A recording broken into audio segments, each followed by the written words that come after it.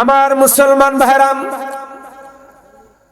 আল্লাহ রাব্বুল আলামিন হযরতে আদম আলাইহিস সালাতু ওয়াস সালাম থেকে হযরতে ঈসা আলাইহিস সালাতু ওয়াস সালাম পর্যন্ত যত নবী রাসূল আল্লাহ তাআলা এই পৃথিবীর মধ্যে প্রেরণ করেছেন, আল্লাহ রাব্বুল আলামিন কতগুলো নবীকে আল্লাহ তাআলা এলাকা ভিত্তিক নবী হিসেবে প্রেরণ করেছেন সময় নির্ধারণ করে। কোন নবীকে আল্লাহ তাআলা একটা দেশের নবী হিসেবে প্রেরণ করেছেন, কোন নবীকে আল্লাহ তাআলা একই এলাকার জন্য নবী হিসেবে গ্রহণ করেছেন।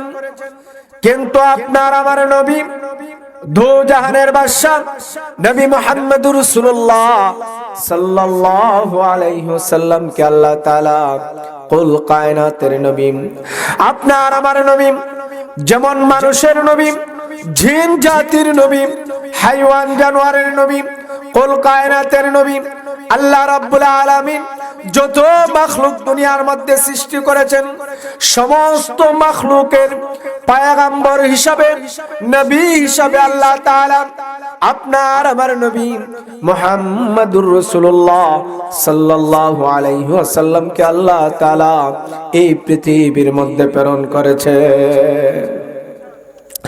আমার মুসলমান ভাইরা, আপনার আমার নবী মুহাম্মদুর রাসূলুল্লাহ সাল্লাল্লাহু আলাইহি ওয়াসাল্লাম যেমন সম্মানী, আপনার আমার নবী যেমন সমস্ত নবীদের মধ্যে শ্রেষ্ঠ উত্তম, ঠিক তেমনি ভাবে আল্লাহ রাব্বুল আলামিন আপনি আমাকে আল্লাহ তাআলা এত সম্মানী উম্মত বানিয়েছেন। আদম আলাইহিস সালাম উনার উম্মত আমাদের অনেক আগে দুনিয়াতে এসেছেন। হযরত ইব্রাহিম আলাইহিস সালাম, হযরত ঈসা আলাইহিস সালাতু ওয়াস সালাম, এইভাবে যত নবী পয়গম্বরের উম্মত আমাদের চেয়ে হাজার হাজার বছর পূর্বে পৃথিবীর মধ্যে আগমন করেছেন। কিন্তু কাল কিয়ামতের ময়দানে আল্লাহ রাব্বুল আলামিন আপনার আমার নবীর উম্মত হওয়ার কারণে, আখেরি নবীর উম্মত হওয়ার কারণে আমাদেরকে আল্লাহ তাআলা এত সম্মান দান করেছেন।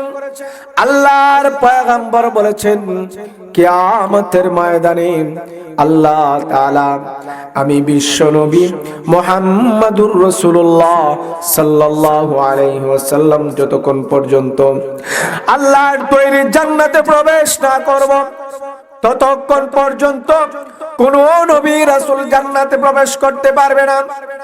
আর উম্মতের মধ্যে আমি পয়গম্বর নবী মুহাম্মদুর রাসূলুল্লাহ সাল্লাল্লাহু আলাইহি ওয়াসাল্লামের উম্মত যতক্ষণ পর্যন্ত জান্নাতে প্রবেশ না করবেন পৃথিবীর কোন নবী রাসূলের উম্মত জান্নাতের ভিতরে প্রবেশ করতে পারবে না। হে আমার যুবক ভাইরাম ও আমার বৃদ্ধ বাবারাম, একটু গভীর চিন্তা করে দেখেন আমরা কেমন নবীর উম্মত, আমরা কেমন নবীর উম্মত। হায় রে মুসলমান, এত দামি নবীর উম্মত হওয়ার পরেও, এত শ্রেষ্ঠ নবীর উম্মত হওয়ার পরেও আমাদের আখলাক, আমাদের চরিত্র, আমাদের স্বভাব, আমাদের চাল চলন আল্লাহর পয়গম্বর নবী মুহাম্মদুর রাসূলুল্লাহ সাল্লাল্লাহু আলাইহি ওয়াসাল্লাম যেভাবে আমাদেরকে শিক্ষা দিয়ে গেছেন, নবী যেভাবে চলতে শিক্ষা দিয়ে গেছেন, নবী যেভাবে সাহাবায়ে কেরামদেরকে শিক্ষা দিয়েছেন, আমরা নবীর উম্মত দাবি করি, মুসলমান দাবি করি, কিন্তু আমরা আল্লাহর রাসূল সাল্লাল্লাহু আলাইহি ওয়াসাল্লামের তরিকা থেকে হাজার হাজার মাইল দূরে আমরা অবস্থান করছি। আমার মুসলমান ভাইরা, আমার আপনার নবী কেমন রহমতের নবী, হাদিস শরীফের মধ্যে উল্লেখ করা হয়েছে কাল কিয়ামতের ময়দানে যখন আল্লাহ রাব্বুল আলামিন কিয়ামতের ময়দান কায়েম করবেন, আল্লাহ রাব্বুল আলামিন সিংহাসনে বসে থাকবেন, দুনিয়ার সমস্ত মানুষ এই কিয়ামতের ময়দানের মধ্যে উপস্থিত হবে। আল্লাহ রাব্বুল আলামিন সমস্ত মানুষদেরকে লক্ষ্য করে আল্লাহ একটা ঘোষণা করবেন, লিমানিল মুলকুল ইয়াউম, হো আমার বান্দা বান্দিরা, ও দুনিয়ার ক্ষমতাশালীরা, ও দুনিয়ার টাকাওয়ালা বিচারকরা, বলো আজকের দিনের ক্ষমতা কার? আজকের দিনের বিচারক কে? আজকের দিনের মালিক কে? আমার মুসলমান ভাইরা, কিয়ামতের ময়দানে মানুষগুলো নিস্তব্ধ হয়ে যাবে, কোনো উত্তর দিতে পারবে না। আল্লাহ রাব্বুল আলামিন তখন নিজে উত্তর দিবেন, লিল্লাহিল ওয়াহিদিল কাহ্হার। আজকের দিনের ক্ষমতা একমাত্র আমি রব্বুল আলামিনের হাতে। হে আমার বান্দা বান্দিরা, দুনিয়াতে তুমি নির্যাতিত হয়েছিলে, দুনিয়াতে তুমি অনেক কষ্ট করেছো, দুনিয়াতে অনেক কষ্ট সহ্য করেছো, অনেক নির্যাতন সহ্য করেছো। ঈমান আনার কারণে, ইসলাম মানার কারণে, ইসলামের উপর থাকার কারণে আজ কিয়ামতের ময়দানে তোমার অভিযোগগুলো আমি আল্লাহর দরবারে পেশ করো। আমি আল্লাহ রাব্বুল আলামিন তোমার অভিযোগগুলো গ্রহণ করব, আর আমি আল্লাহ রাব্বুল আলামিন তোমাকে পুঙ্খানুপুঙ্খানু ভাবে তোমার হিসাব আমি আল্লাহ তাআলা তোমাকে মিলিয়ে দিব। আমার মুসলমান ভাইরা, কিয়ামতের ময়দান যখন কায়েম হবে, মানুষের হাত উপরে সূর্য চলে আসবে, মানুষের আমল অনুযায়ী সে শাস্তি ভোগ করবে। আল্লাহর পয়গম্বর বলেছেন, কতগুলো মানুষের শরীরের গামে হাঁটু পর্যন্ত পানি হবে, কারো কোমর পর্যন্ত হবে, কারো বুক পর্যন্ত হবে। কেউ আমলের কারণে, বদ আমলের কারণে সে গামের সাগরের মধ্যে হাবুডুবু কাতে থাকবে এবং সে সাঁতরাতে থাকবে। সেই কিয়ামতের ময়দান এমন কঠিন ময়দান হবে, সমস্ত নবীরা বলবেন নাফসি নাফসি। হযরতে আদম আলাইহিস সালাতু ওয়াস সালাম থেকে নিয়ে হযরতে ঈসা আলাইহিস সালাতু ওয়াস সালাম পর্যন্ত যত নবী রাসূল দুনিয়াতে ছিল, তাদের উম্মতের কোনো খবর থাকবে না, সন্তানের কোনো খবর থাকবে না। নাফসি নাফসি বলতে থাকবে, হায় রে আল্লাহ এত রাগান্বিত, আল্লাহ যদি আমাকে ধরে ফেলেন, আল্লাহ যদি আমাকে জাহান্নামী বানায়া দেন। ভয়ে কেউ কথা বলবে না। সমস্ত মানুষ কিয়ামতের ময়দানের আযাব সহ্য করতে পারে না পেরে হযরতে আদম আলাইহিস সালাতু ওয়াস সালামের দরবারে যাবে, গিয়া বলবে, হে আদম, আপনি তো আমাদের আদি পিতা, আপনি তো আমাদের মুরব্বী, আপনি আল্লাহর দরবারে সুপারিশ করুন। আল্লাহ আমাদেরকে জান্নাত দাও অথবা জাহান্নাম দাও, আমাদের কোনো আসে যায় না। কিন্তু কিয়ামতের ময়দানে দাঁড়ানো এত কঠিন, এত কষ্ট হচ্ছে, সূর্য আমাদের হাত উপরে চলে আসছে, আমরা কিয়ামতের ময়দানের আযাব সহ্য করতে পারতেছি না। ও আমাদের বাবা আদি পিতা, হে আদম, আপনি আল্লাহর দরবারে সুপারিশ করুন। আদম আলাইহিস সালাতু ওয়াস সালাম বলবেন, হে আমার সন্তানেরা, আল্লাহ রাব্বুল আলামিন আজকে কিয়ামতের ময়দানে এত রাগান্বিত অবস্থায় আছেন, আমি আদম আল্লাহর দরবারে দাঁড়ায়া তোমাদের ব্যাপারে সুপারিশ করার ক্ষমতা রাখি না। তোমরা চলে যাও হযরতে নূহ আলাইহিস সালাতু ওয়াস সালামের দরবারে। আমার মুসলমান ভাইরা, তখন মানুষেরা হযরতে নূহ আলাইহিস সালাতু ওয়াস সালামের দরবারে যাবে। নূহ আলাইহিস সালাতু ওয়াস সালাম তাদের অভিযোগগুলো শুনে বলবে, আমিও আজকে কিয়ামতের ময়দানে তোমাদের ব্যাপারে আল্লাহর দরবারে সুপারিশ করতে পারবো না। তোমরা চলে যাও হযরতে ইব্রাহিম আলাইহিস সালাতু ওয়াস সালামের দরবারে। উনি হলেন খলিলুল্লাহ, আল্লাহর বন্ধু। সবাই তখন ইব্রাহিম আলাইহিস সালাতু ওয়াস সালামের দরবারে যাবে। ইব্রাহিম আলাইহিস সালাতু ওয়াস সালাম বলবেন, না না না, আজ আমি ইব্রাহিমও আল্লাহর দরবারে দাঁড়ায়া কথা বলতে পারবো না, আমার সাহস নেই। তোমরা চলে যাও হযরতে মূসা আলাইহিস সালাতু ওয়াস সালামের দরবারে। উনি হলেন কালিমুল্লাহ, উনি আল্লাহর সাথে কথা বলনেওয়ালা পয়গম্বর। মানুষ সবাই চলে যাবে হযরতে মূসা আলাইহিস সালাতু ওয়াস সালামের দরবারে।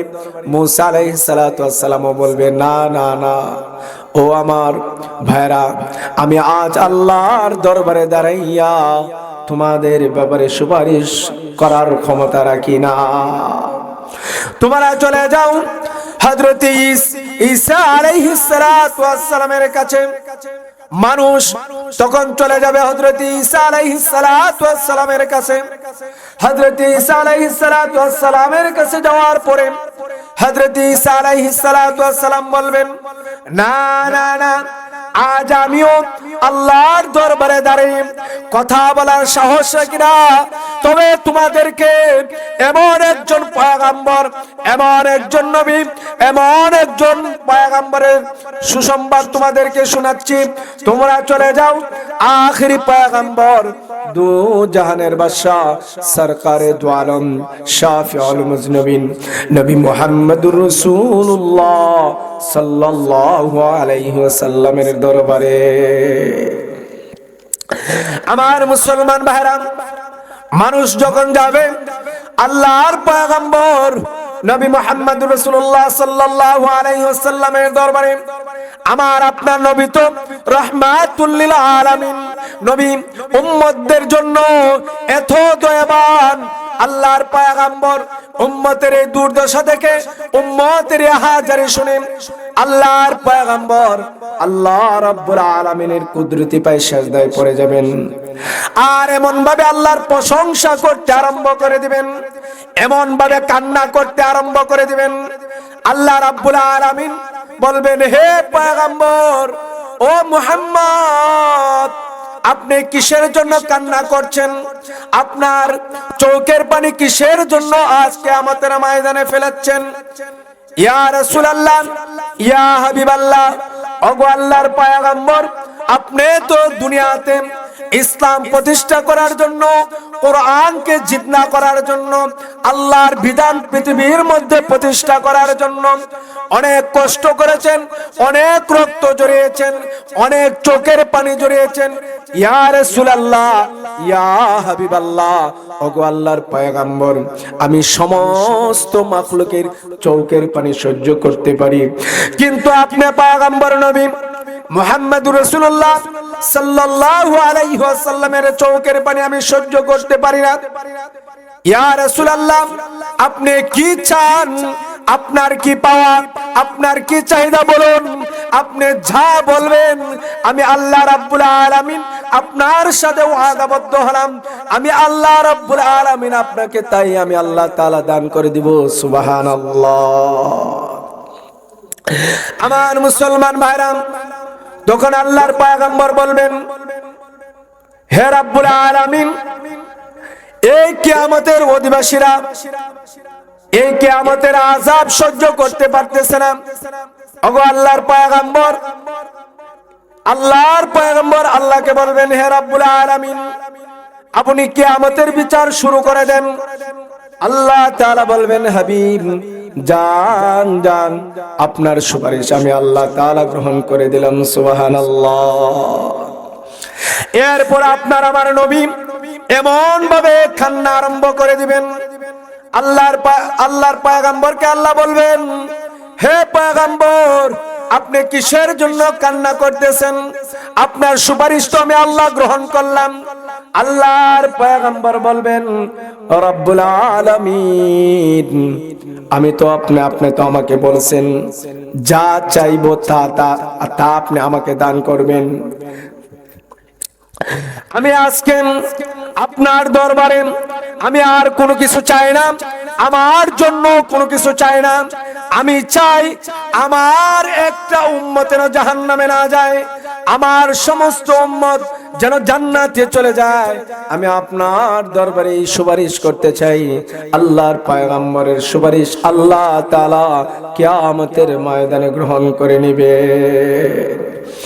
এই জন্য আল্লাহ রাব্বুল আলামিন আল্লাহ কোরআনে বলতেছেন, ওয়ামা আরসালনাকা ইল্লা রাহমাতাল লিল আলামিন। হে পয়গম্বর, আপনাকে রহমাতুল লিল আলামিন হিসেবে প্রেরণ করেছি। আপনি মানুষের জন্য রহমত, হাইওয়ান জানোয়ারের জন্য রহমত, আপনি কুল কায়নাতের জন্য রহমত। আল্লাহর পয়গম্বর যেমন মানুষের জন্য রহমত, আল্লাহর পয়গম্বর যেমন হাইওয়ান জানোয়ারের জন্য রহমত। আমার মুসলমান ভাইরা, 2-1 মিনিটের ভিতরে আমার বয়ান শেষ করে দিচ্ছি। আমার আপনার নবী কেমন রহমতের নবী। নবীর কাছে যেই যায়, হোক মুসলমান, হোক খ্রিস্টান, হোক অন্য ধর্মাবলম্বী, আপনার আমার নবী মুহাম্মাদুর রাসূলুল্লাহ সাল্লাল্লাহু আলাইহি ওয়াসাল্লাম কোন মানুষকে আল্লাহর পয়গম্বর ঘৃণা করে না। আমার আপনার নবী একদিন রাস্তা দিয়ে যাচ্ছেন, একটি হরিণ গাছের মধ্যে বাঁধা। হরিণ দেখেন আল্লাহর পয়গম্বরের সাথে মানুষের মতো কথা বলা আরম্ভ করে দিল। আল্লাহর পয়গম্বরকে বলতেছে, ইয়া রাসূলুল্লাহ, ইয়া হাবিবাল্লাহ, ওগো আল্লাহর পয়গম্বর, আপনি তো রাহমাতুল লিল আলামিন, আপনি তো মানুষের জন্য যেমন রহমত, আমাদের জন্য রহমত। ইয়া রাসূলুল্লাহ, ইয়া হাবিবাল্লাহ, ওগো আল্লাহর পয়গম্বর, আপনার কাছে আমার একটা অনুরোধ। আমার বাগানে কয়েকটি দুধের বাচ্চা রেখে এই ইহুদি আমাকে শিকার করে নিয়ে চলে আসছেন। ইয়া রাসূলুল্লাহ, আপনি যদি আমাকে একটু সুযোগ দেন, আমি আমার বাচ্চাদেরকে দুধ পান করে আবার চলে আসব। আপনি যদি আমার বান্দা খুলে দেন। আল্লাহর পয়গম্বর নবী যে রাহমাতুল লিল আলামিন, নবী হরিণের কথা বিশ্বাস করে গাছের থেকে দড়ির রশি খুলে দিল। রশি খুলে দেওয়ার পরে এই হরিণ বাগানের মধ্যে লাপায়া লাপায়া চলে গেল। হরিণের বাচ্চাগুলো ওই হরিণের মাকে দেখেন, বলতেছে, মা তুমি এত দ্রুত গতিতে কেন আসছো? বলতেছে, হে আমার বাচ্চারা, তোমরা শুনে রাখো, দিনের নবী, মায়ার নবী, রাহমাতুল লিল আলামিনকে জিম্মাদার বানায়া একমাত্র তোমাদেরকে দুধ পান করার জন্য বাগানে চলে আসছি। হরিণের বাচ্চাগুলো বলতেছে, মা, যেই মুহাম্মদ আপনি একটি হাইওয়ান হরিণের জিম্মাদার হতে পারেন, আমরা যতক্ষণ পর্যন্ত মুহাম্মদের নুরানি চেহারা না দেখব, ততক্ষণ পর্যন্ত আপনার স্তনের মধ্যে আমরা মুখ লাগাবো না। এই কথা বলার পরে হরিণের বাচ্চাগুলো নিয়ে আল্লাহর নবীর দরবারে চলে আসলো। এই জন্য আমার মুসলমান ভাইরা, আমি বলতেছিলাম, আপনার আমার নবী রাহমাতুল লিল আলামিন, সমস্ত মানুষের জন্য রহমত, আসমানবাসীর জন্য রহমত, জমিনবাসীর জন্য রহমত, সমস্ত কুল কায়নাতের যত সৃষ্টি আছে সমস্ত সৃষ্টির জন্য আল্লাহ রাব্বুল আলামিন আপনার আমার নবীকে রাহমাতুল লিল আলামিন হিসাবে আল্লাহ তাআলা দুনিয়ার মধ্যে প্রেরণ করেছে।